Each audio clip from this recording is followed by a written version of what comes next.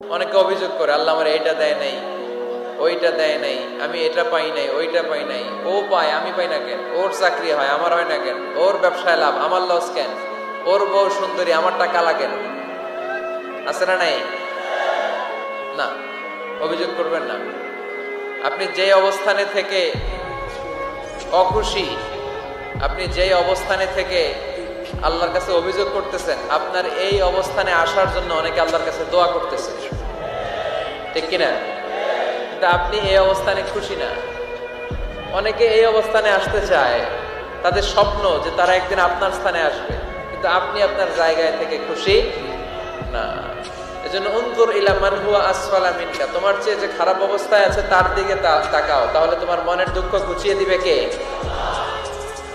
আপনার চেয়ে যে খারাপ অবস্থানে আছে তার দিকে দেখেন কি অবস্থা। আপনি এইটা চান, ওইটা চান, কত কিছু লাগবে আপনার।